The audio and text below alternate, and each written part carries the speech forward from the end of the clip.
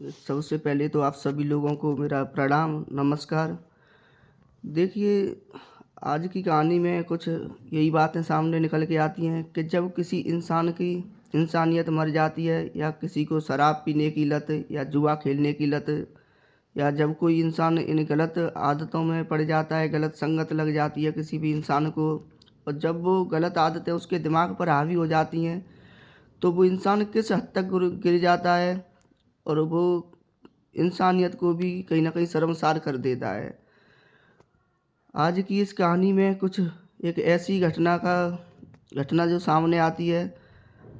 इस घटना में एक जो पिता होता है, जिस पिता ने जिस अपने बेटे के बचपन में जिसे उसने जूते पहनाए होंगे, उसके जूते के फीते भी बाँधे होंगे, उसे जूता पहनना सिखाया होगा, वो बेटा उन्हीं जूतों के फीतों से अपने ही सगे पिता का गला घोंट करके हत्या कर देता है।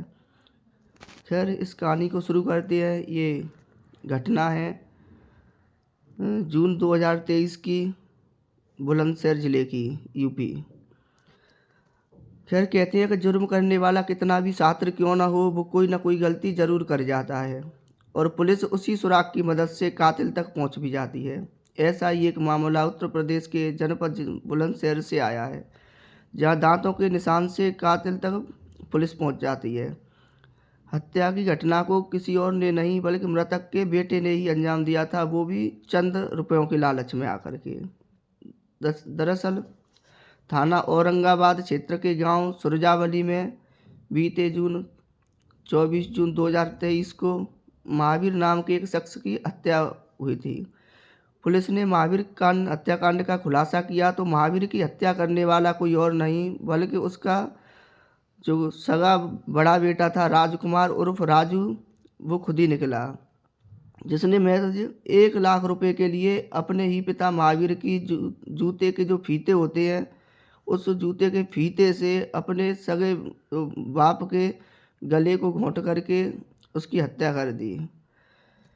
खैर अब राजू गिरफ्तार हो चुका है और सलाखों के पीछे है। आरोपी जो बेटा राजू था, शराब पीने का आदी था। बताया जाता है कि जुआ भी खेलता था, शराब भी बहुत ज़्यादा पीता था। इस हत्याकांड का जब खुलासा हुआ तो जो राजू के जो वो पिता थे महावीर जी, उनके दरअसल शरीर पर दांतों के काटने के निशान भी थे।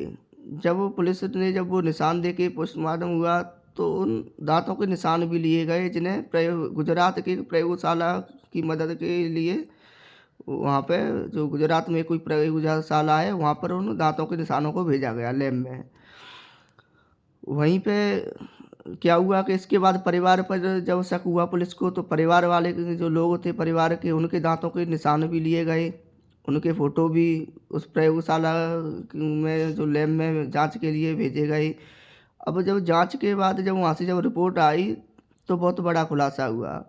उनके जो बड़े बेटे जो थे राजू, उसके दांतों के जो वो काटने के निशान और उसके दांत जो थे उसके निशान जो जो महावीर सिंह की जो बॉडी पे मिले थे उससे मैच कर गए।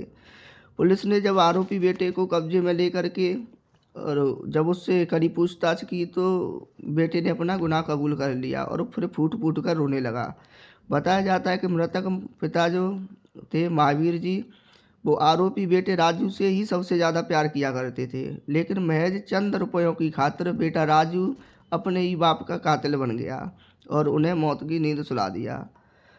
जब वहाँ की एसएसपी जो थी अनुकृति शर्मा, उन्होंने बताया कि महावीर हत्याकांड का खुलासा जब किया तो उनके बड़ा बेटा जो राजू था उसने खैर अपना गुनाह को कबूल कर लिया है और चूँकि वो ही कातिल था। उसने बताया उसने अपने बेटे के अपने जो बाप का जो गला था वो जूते के फीते से गला घोंट करके हत्या की और इस सब के बीच उसने उनके शरीर पे दांतों से भी काटा था।